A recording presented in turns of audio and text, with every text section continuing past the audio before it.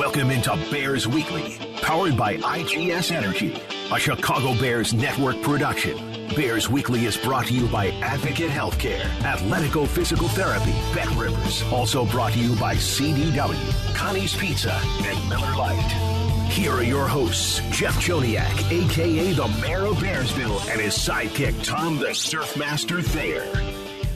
All right, riding a wave here. Yeah, off a win, right, Big Tom? We're off a win, headed to Soldier Field to re-up in the division with the Minnesota Vikings. And welcome into Bears Weekly. Jeff Joniak and Super Bowl winning Bear, Tom Thayer. Tom, I love the division. I love the division games.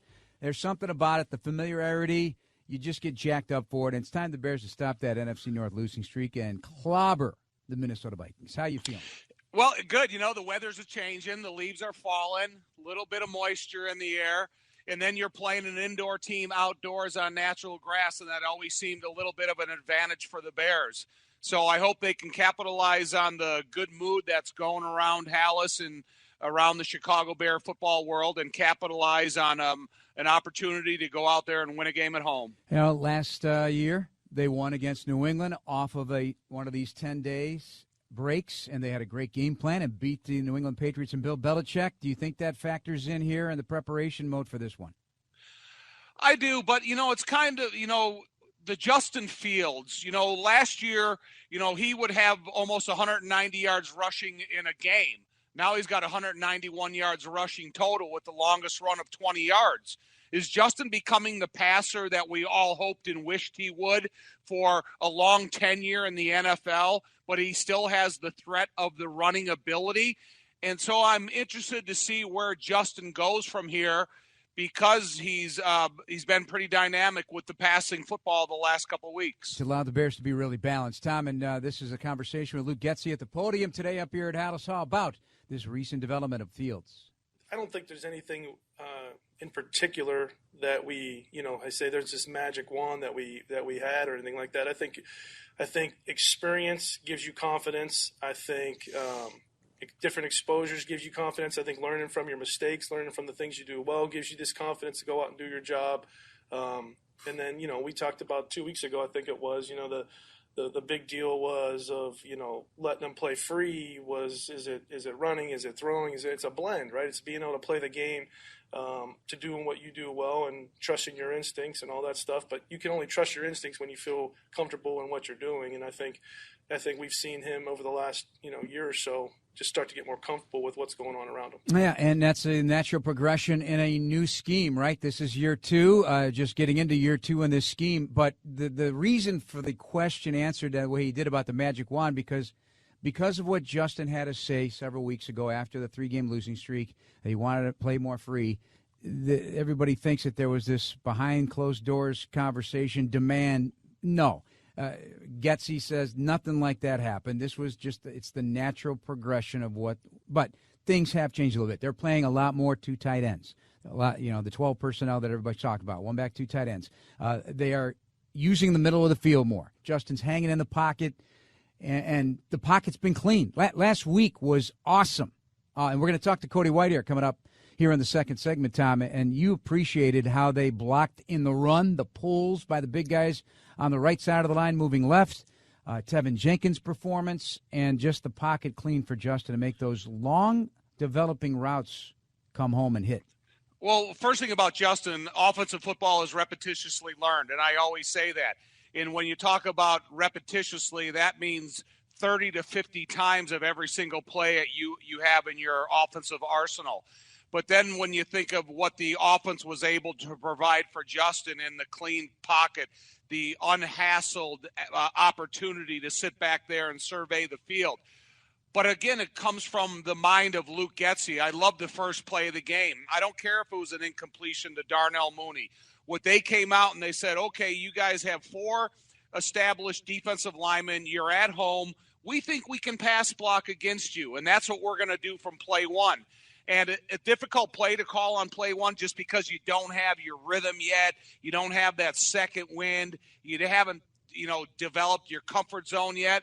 But Luke said, hey, I'm not buying that. I'm going to go for it. And they took a shot, it was just off the fingertips of Darnell Mooney, and everybody knows what happened after that. Yeah, DJ Moore came alive. Man, did he come alive. 200-plus, the NFC Offensive Player of the Week, as we discussed on Bears, Etc., a podcast you can hear every Tuesday and Thursday. Wow. First time since Marcus Robinson with an NFC Player of the Week. I know Coach Eberflus likes to look at it as a team honor, not individual, and that's fair because you got to have everything working, all 11 guys working to make that happen. But I brought that up, and we were both shocked that Brandon Marshall or Alshon Jeffrey never got that. So Marcus Robinson had a great run here with the Bears. Now, you mentioned Mooney, and I think it's one of your keys to the game, getting another guy heavily involved in the offense to make it more balanced. And this is where Mooney's at right now, according to Getsy. Yeah, I mean, obviously Darnell is a great talent. He's a powerful guy, athletic. I think the cool part about him is he's settling into, playing the position assignment friendly, and so you got week 1 or 2, or maybe there was some missed assignments and stuff, and so all that stuff is just kind of, he's figuring out his game, he's figuring out the system, he's figuring out how to play next to somebody. I think it's really important when you have the tight ends that we have, and then now he has Nate. I think all that stuff just makes everything a little bit better when you can continue to get those reps with these guys. So. Listen, Darnell has been, an exciting player since the moment he showed up here. I don't think, there's a lot of guys as dedicated as he is to want to be better and want to be a part of the offense. So I'm excited about his continuous development and how he can help out this offense. So that's what I'm waiting to see. So news of the day, nothing's really changed in terms of the injury report, Tom. It's pretty much the same as yesterday. So hopeful for some returning players like Kyler Gordon, like Jalen Johnson, like Eddie Jackson on the back end of the defense. And then it looks like the running game could fall to Dante Foreman. I don't mean that in a bad way when I say fall to, because obviously Khalil Herbert and Roschon Johnson are getting the carries and just one game so far for Foreman. But what he did last year in Carolina, a thumper back on a wet turf in the rain against a division opponent, okay, I'm good with it. Let's go. I remember years ago on our broadcasting lives when James Allen had an opportunity. I think it was able to play against the Baltimore Ravens, and he had like 160-something yards, 160 unexpected yards by a running back who got thrust into action. So, look, I don't think the running change, I don't think the variety of what you can do on offense changes one iota because Deontay Foreman is probably get a bulk of the carry. So, I don't think they should shy away from the running game. I think it still needs to be an important influence on how they play you and respect you defensively. So I don't expect any changes because Foreman's playing. Got a great memory, Big Tom. December 20th, 1998, 22 carries, 163 yards against the Baltimore Ravens in a 24-3 win over the Bears. I took that right off the top of my noggin, Jeff. I didn't study it, and I wasn't prepared for it. And a touchdown and 3 catches in the game. Yep. So he had 3 100s in his career at the Jets, at Minnesota, but that game against Baltimore in 1998, that was a biggie. So and that was back to Marcus Robinson and James Allen. They were practice squad or – did they have the practice squad back then? If not, they were practice players who were killing the defense every day up at Hallis Hall. They finally got opportunity, and they never went back that way. They were going forward because their careers really took off. What's the difference of Foreman not being on the active roster so far, and now he's Mr. Active? So I'm excited to see how he capitalizes on his opportunity. All right, we need to take our first break here on Bears Weekly. Coming up, my conversation with Cody Whitehair, the veteran offensive lineman. We'll dig into his season and what's next for the Bears here on ESPN Chicago with the Bears Radio Network. This is Bears Weekly with the voice of the Bears for 23 years, Jeff Joniak, on the Bears Radio Network. Welcome back, everybody, to Bears Weekly here on ESPN Chicago on the Bears Radio Network. Pleased to be joined by Cody Whitehair. Tom will rejoin the program in just a minute. And this segment of Bears Weekly is sponsored by CDW, people who get it. I wrote this about you because I want to get it right. Durable, versatile, reliable, and congenial, and you're the greatest teammate of all time, honest to God. Your career has been something else, and you never, ever, ever, ever complain or show anything but a smile on your face or you're a grinder. I mean, this is all true, right? So it's kind of just It started at a young age and has just carried with me through my older age. What's happened offensively here in the past couple of weeks and getting a win, we'll talk about what that's been all about, but the offense started to percolate last year for a stretch. That was with Justin's legs, and everything started to build off that.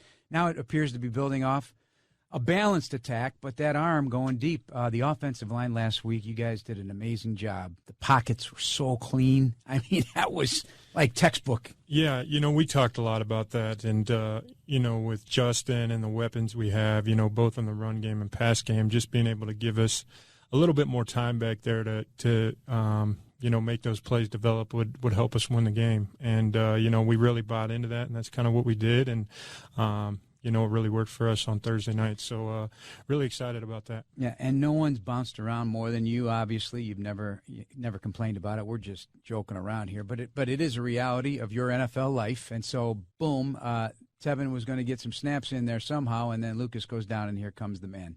I got to go back there and start snapping. I mean, do you practice snapping every day just in case? No. The last, about 6 weeks, no. I would do maybe 2 reps every week or something, but hasn't really popped up much of recent until this week. Yeah. So that's been fun. It's been fun to be back at center and have that kind of relationship and work with Justin. So it's been good. We're looking forward to this Sunday and start stacking some wins. With me, if I hadn't done something for 6 weeks in a row, I'd be nervous. If I go on vacation, I haven't been on the air for a while, I get a little nervous that day. Do you in the heat of the moment, you have no time to be nervous, but do you have to avoid overthinking the snap? Yeah, for sure. There was obviously a few that I wanted back, but I felt like overall it was pretty good, and just got to iron out those wrinkles and get back on it. And is repetition the key to iron out the wrinkles? Yeah, 100%. Yeah. Just getting back into that routine and kind of feeling it out again is the biggest thing. And what's more important? Obviously, you don't do much under center, but you have to.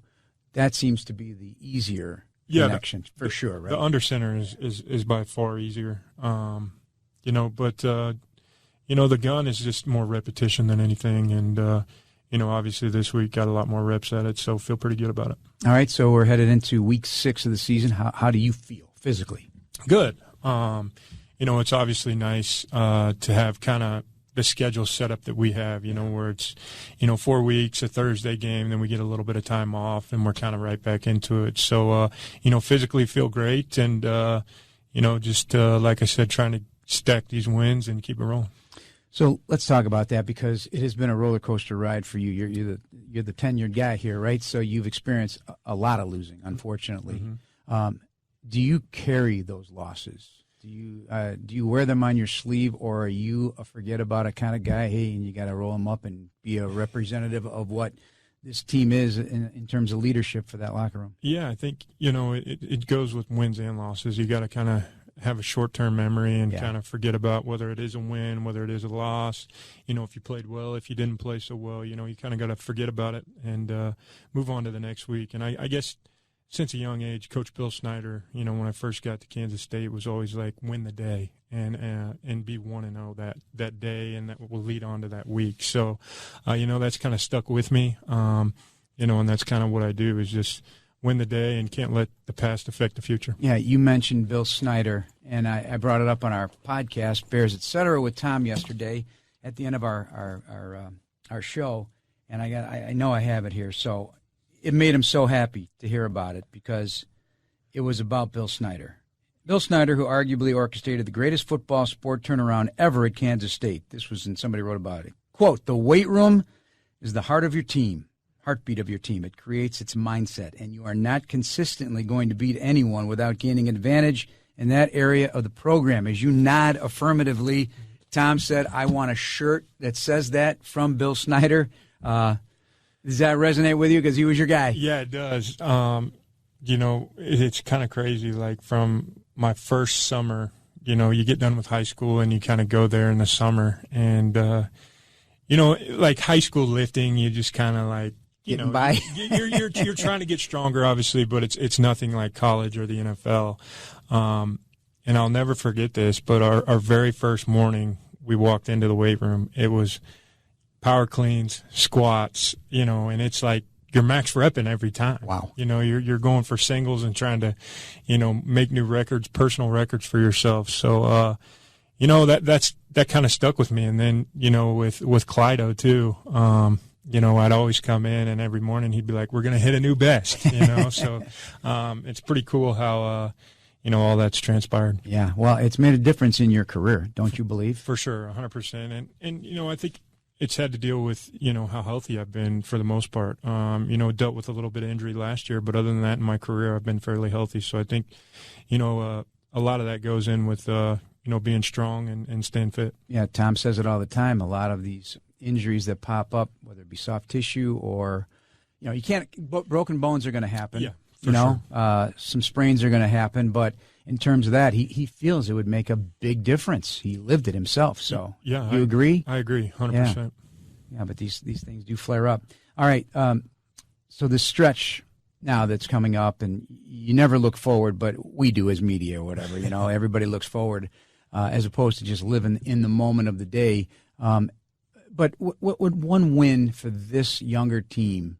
Does it carry more weight than it normally would? I mean, I just have this sneaking suspicion it does. Yeah, I mean, you always want to try and get that momentum, and kind of let that one, because once you really get that winning feeling, you're trying to never lose it, Yeah. So I think as a young team, and where we are right now, if that can stick with some guys a little bit and carry kind of that momentum, I guess, more so, if you will, into this Sunday.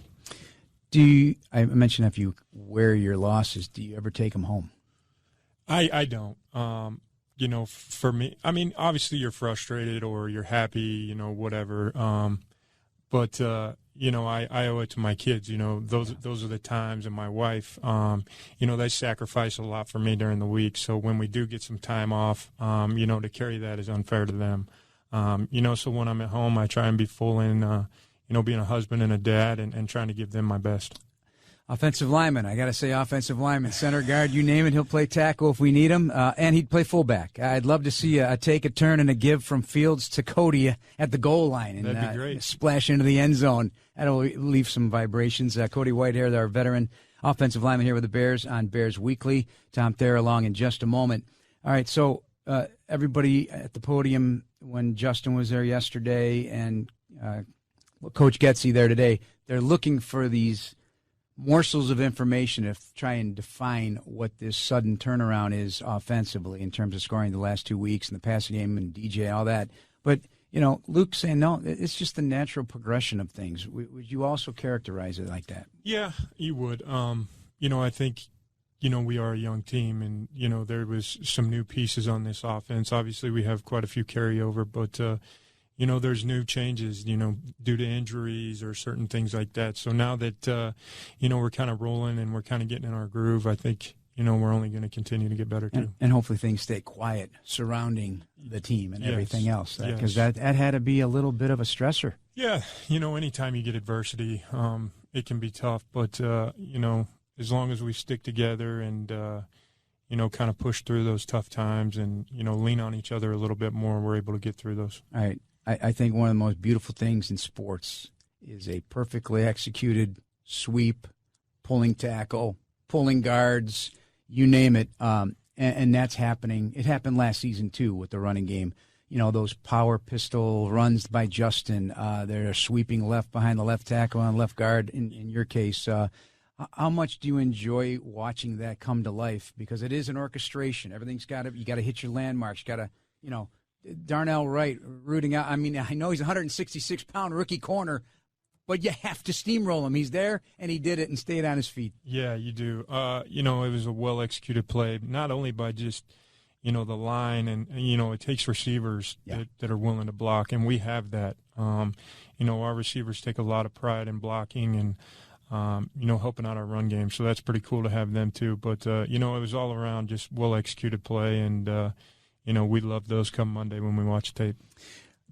How hard was it on Nate, for the loss of his mom? That was certainly something. Did you guys rally around him in his absence? Yeah, we did.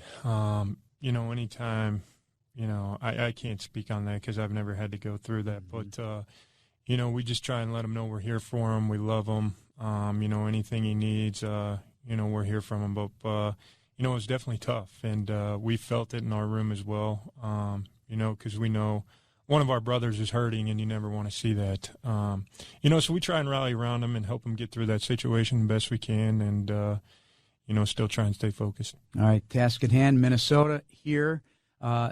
Another streak has to end, though. You guys have lost, I think, 8 in a row in the division. Yep. And 9 in a row at home. Wow. I didn't even realize that. But, again, it's a different team, a different year, but some of that sticks with you a little bit, and to flush it, you got to beat this Minnesota team. What have you seen from them up front? Yeah, they're a stout defense. They added a couple pieces, Green Bay, they added one of their D linemen, Dean Lowry. Yeah. So we've seen a lot of him. Good player. They're stout at the point of attack. So, we just got to make sure we're on our details. We obviously know they blitz a lot too. So just making sure we're on our stuff and, being able to execute will help us out. I've watched 2 of their games. I haven't watched all of them, but, boy, these figures that I'm hearing, even from Coach Eberflus, 61% of the time they're blitzing. I mean, I guess we should just trust that Brian Flores, that's in his DNA. Yep. He's going to bring 5. He's going to bring 6. He might bring 7. Right. And that's kind of the thing he does. He's just a heavy pressure kind of guy. So, being able to handle the movement and the pressure and, once you're able to do that, there's, you try and, open it up a little bit. So that's what we're going to do. And, it's going to be a fun weekend for sure. There's some familiarity in the division. Do you love division games? Because, yes, Dean Lowry was a Packer, played 13 times, I think, in his career. But, Harrison Smith is lurking. He's a blitzer. You got Daniil Hunter. I mean, do you get used to twice a year seeing these guys? I know schemes change, coaches change, but the player doesn't. Yeah, for sure. It can kind of be towards your advantage, I guess, if you will, seeing those guys multiple times. You kind of know what to expect from those guys. But you also have to be ready, for their best shot too. And they're going to get our best shot. So it's kind of a battle of the best shots, I guess, if you will. But those division games, obviously, they hold more weight. And like you said, we're just trying to keep this thing rolling and get that division win for sure. All right. Ball up your fists and go, buddy. You bet. Thanks. Thank you. Cody Whitehair. Coming up next, Tom Thayer rejoins the program. This is Bears Weekly on ESPN 1000 and the Bears Radio Network. This is Bears Weekly with the voice of the Bears for 23 years, Jeff Joniak, on the Bears Radio Network.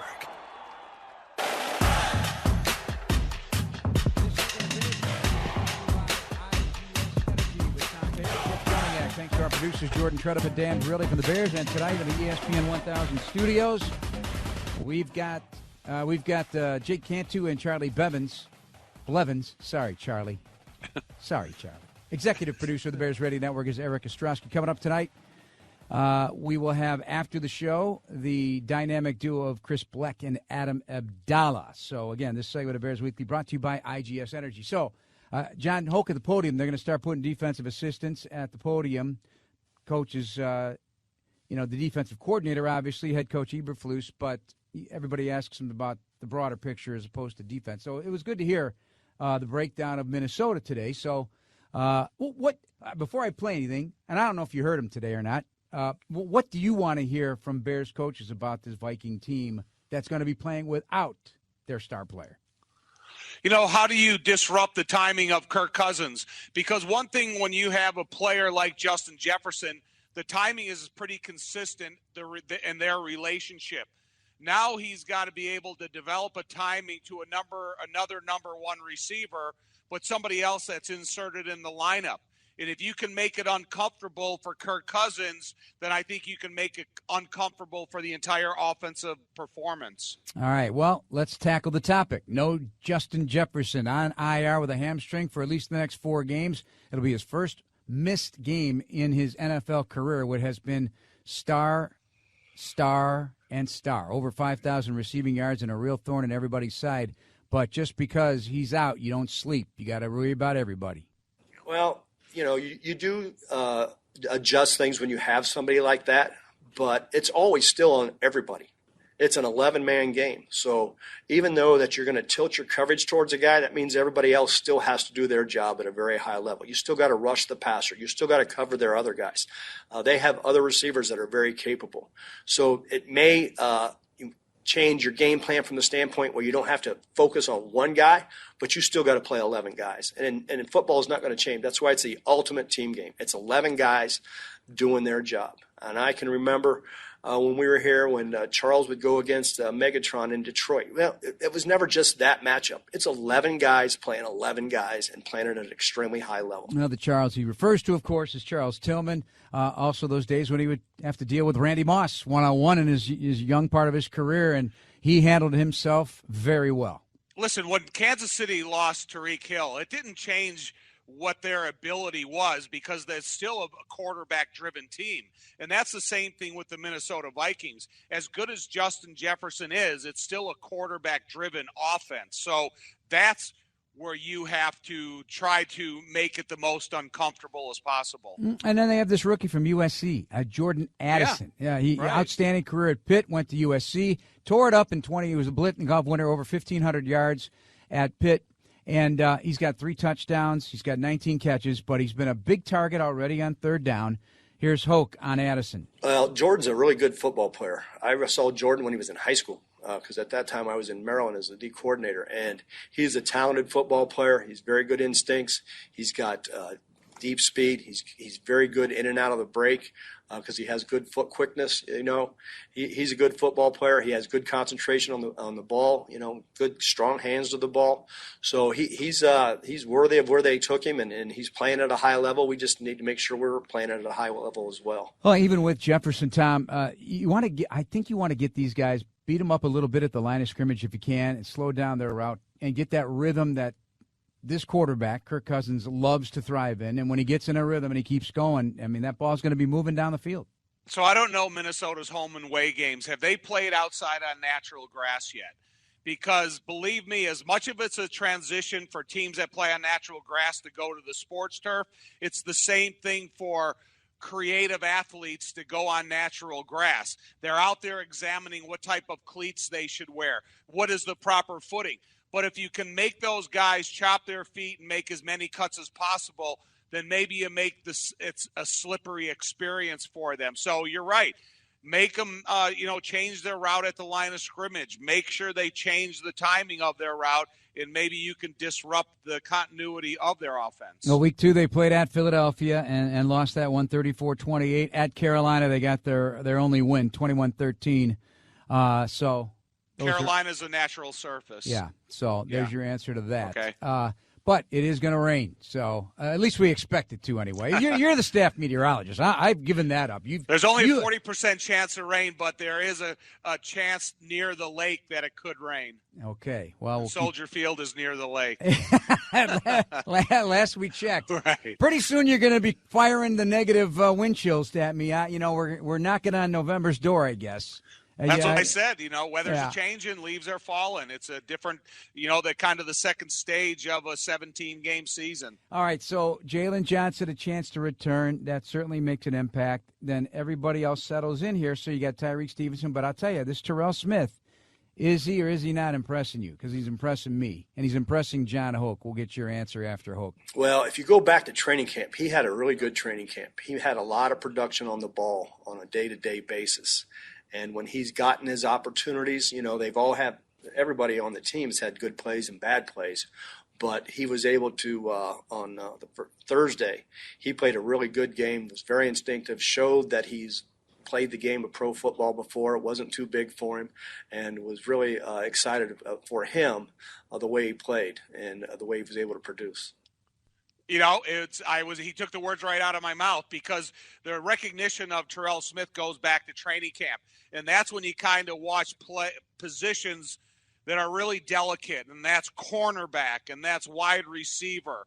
And so when you see a guy that comes in and has the foot quickness, the acknowledgement of the differences in routes and how to make their hip adjustments, and he had all the traits that you would like to continue to explore his development, That's why John is giving the positive comments about him he is now. He is limited this week so far with an ankle. 6 players missing practice today, including Mercedes Lewis, just a rest for him. But Kyler Gordon in that all-important nickel spot, so much responsibility there, had a great start to his season. Certainly during the practices, he was all over the ball. If he moves in back into the mix, that should also make everything line up nice back there in the secondary. Yeah, I just want Kyler Gordon to be confident in the use of his hands. It's as important as I just talked about the role of the feet in a defensive back. Sometimes their hands are equally as important. So if they throw a pass in the direction of his bad hand, and he's got to be able to reach into the body of the receiver and deflect it away, I don't want him to have any thinking with those types of details of his job. All right, takeaways. We all want more. John Hoke's used to getting takeaways. Certainly when the Bears, in his first go-around, they took the ball away. You have to have a strong belief system in it as a coaching staff. And obviously, that's here with Coach Eberflus. I was fortunate when I was here before. That was obviously a huge emphasis, and we had guys that was on their mind all the time. They were very mindful of taking the ball away, and that's what is the same thing here. Coach is almost fanatical, even more than I thought when I was here before with Coach Smith. But he's fanatical about it, and you've got to constantly be mindful of coaching that on every play. And then for them, it becomes second nature. Just like anything, you keep doing it over and over, and they'll come. As long as you put the effort in, it'll happen for you. Part of that effort, Tom, in my opinion, is getting your hands up at the line of scrimmage. Kirk Cousins also has a lot of batted balls in his career, and those batted balls sometimes land in the most interesting of places. So, a defensive lineman, a linebacker, those things are often lucky bounces, right? But I take the luck quotient out of it, because if you're tuned into your defense as a player, assignment sound, you should be around the ball at all times, right? So, those are not just lucky bounces all the time. It's also where you play. Takeaways as a result of proper performance. Yeah. Whatever your job is, linebacker, defensive lineman, cornerback, safety, first of all, you have to do what your job requirement is on that specific play. And then the timing of the play, because we've talked to Charles Tillman a lot about this. When he was perfecting the peanut punch, he was watching the momentum of the receiver catching the ball. And then his mind started to compute how and when is my best opportunity. So, these guys, like I said, it's part of the performance of the job is the ability to create a takeaway. We want VIP access to every Bears home game, exclusive seating, sideline credentials, and more now available. Get the ultimate VIP fan package this season by visiting ChicagoBearsVIP.com. Back with Tom Thayer here on Bears Weekly on ESPN Chicago and the Bears Radio Network. This is Bears Weekly with the voice of the Bears for 23 years, Jeff Joniak, on the Bears Radio Network.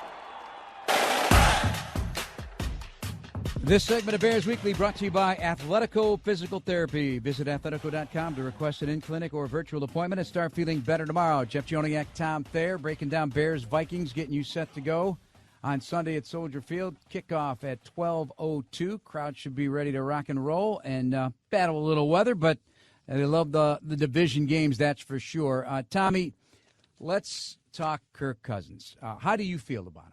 A lot of people are mixed on him. They feel he can't win the big games. He can't close out when the chips are on the table. And, I see some of that evidence, but I also see an outstanding quarterback. So he can beat you. It's kind of weird. Kirk Cousins has been in a no-win scenario since he's got drafted.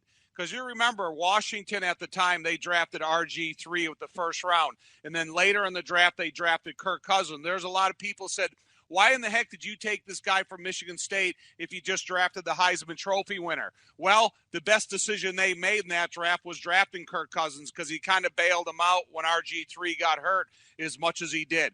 And then Kirk Cousins went through a couple of controversial contract statuses. And then he got a big 3-year all-guaranteed deal for the Minnesota Vikings. And then the Minnesota Vikings fans said, well, if you have this type of contract, you better produce significant playoff wins and get this team to a Super Bowl. Well, then they fire Mike Zimmer. So then they went and bring in another head coach. So there's high expectations for Kirk Cousins. It's not like people in Minnesota are just forgetting about what this team should be accomplishing, but now they're 1-4 and Kirk Cousins is not being offered a next year deal. So it's really a delicate scenario for a quarterback of his experience that is not being offered another contract by the team. They're 1-4, and they have a young, creative ex-quarterback head coach who probably thinks he can bring in another guy and develop him up to the Kirk Cousins potential. And like you mentioned, Kurt throws an interception right at the wrong time throughout his career. 35 years of age, but you think about 7 4,000-yard seasons, 28 game-winning drives in his career, 4-time Pro Bowler. He's, as I said, top of drop, the best when he's in rhythm. But, this season already, he's had 4 red zone turnovers, fumble, or the team has, and he's had a few. So those are the things that get you beat, and they have been beat. But this is a weird kind of a mix here because they decided, no, we're not going to pay Dalvin Cook. We're going to try to run with Alexander Mattison. The team has turned the ball over 9 times. They've got the worst turnover differential in the league. They brought in Cam Akers, who didn't materialize there in L.A. to their satisfaction. They got the young receivers, offensive line. I'm curious what you think of it. And they got a really good tight end in T.J. Hockenson. Enough to scare you, enough to beat you, honestly. Yeah, Darrisaw, the tackle they brought in, a high draft choice, he's a good player. But, I don't think the rest of the offensive line has been able to compete at an honest division Super Bowl winning type of an offensive line. And then when you have a defense that failed to live up to what they thought their potential was in the last 5 years, they got rid of guys like Anthony Barr and stuff. So, there's a lot of pressure on Kirk Cousins because of the fully guaranteed contract he got, and they figured within one of those 3 years that he would lead these guys deep into the playoffs. And this team has just failed to accomplish what management and the fans thought they should be able to accomplish. And now with the 1-4 start, but Kirk Cousins, isn't he leading the league in touchdown passes? I think he's got 13 touchdowns or something like that. So, he's got numbers, but it's not a full supporting cast,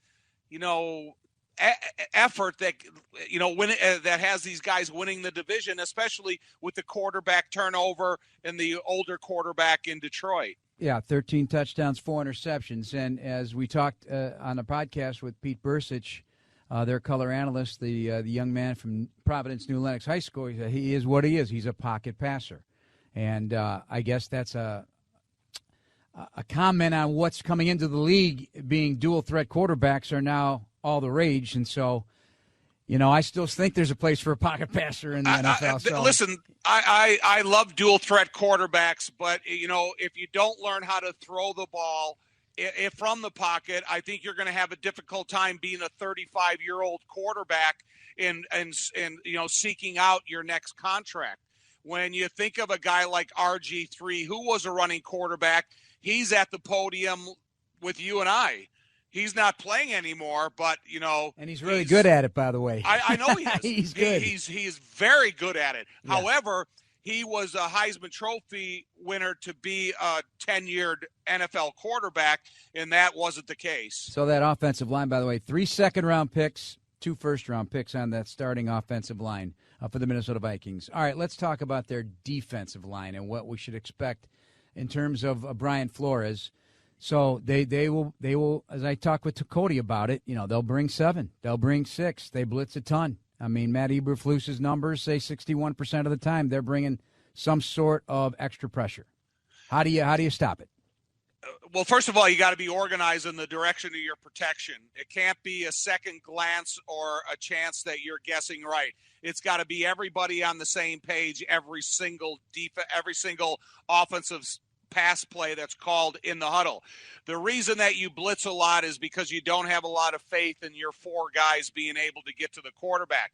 But the biggest thing to beat a blitz, if a quarterback beats them some way, shape, or form with a run or a throw, then all of a sudden it kind of, takes the defensive coordinator out of that desire to throw 6 or 7 bodies at you every single play.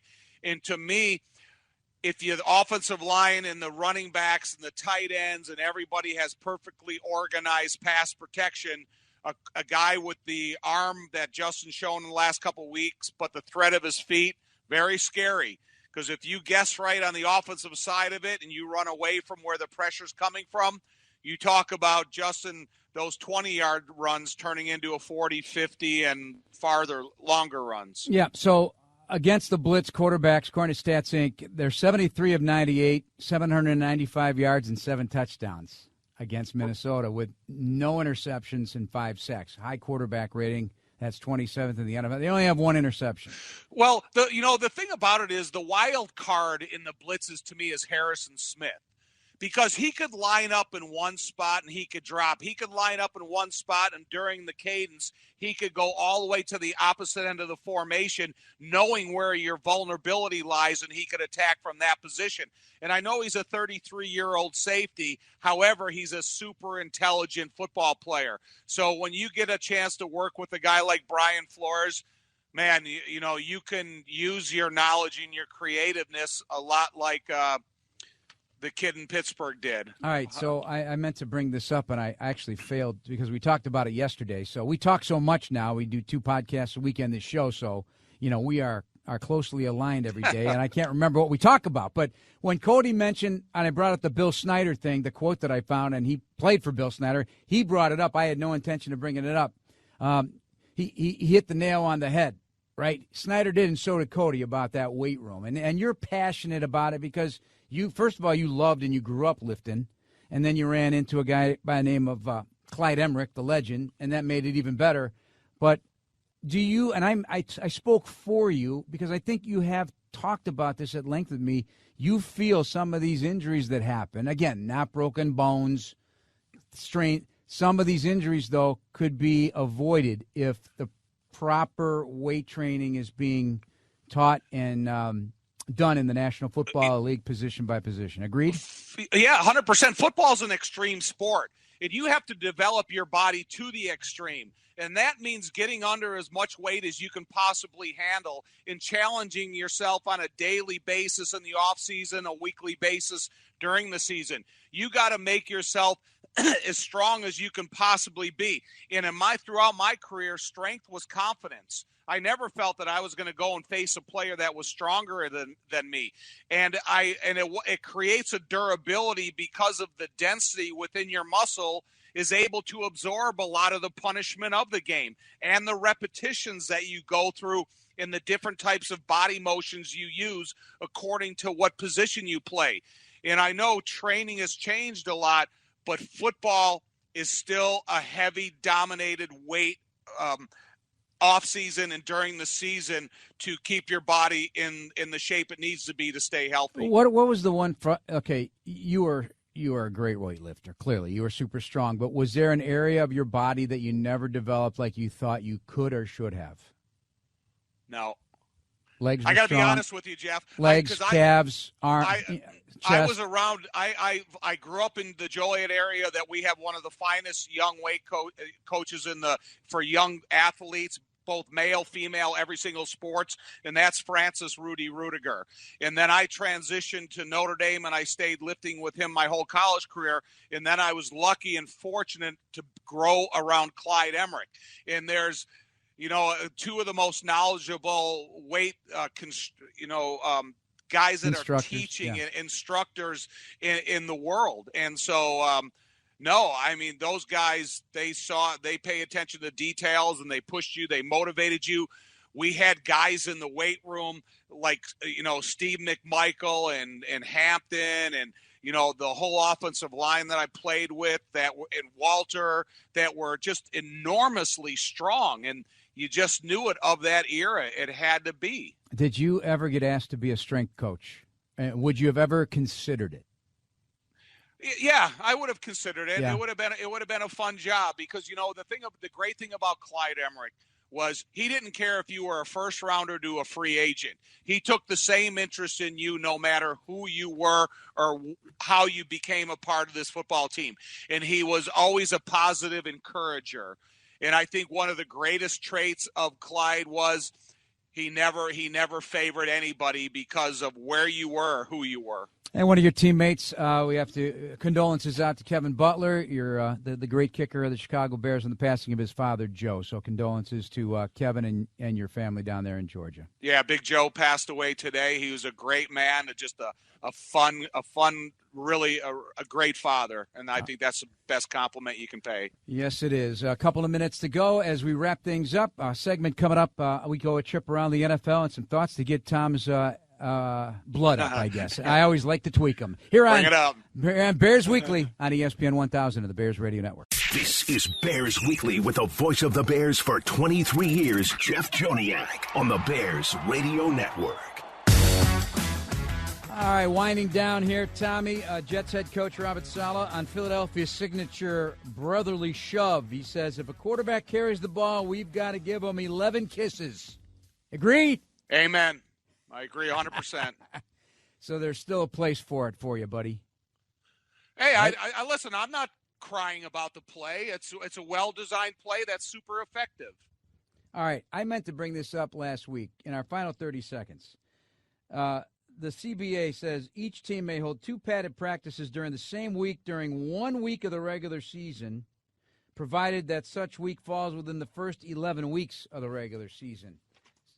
This is what's going on nowadays. Not a lot of padded practices. What does that do for you?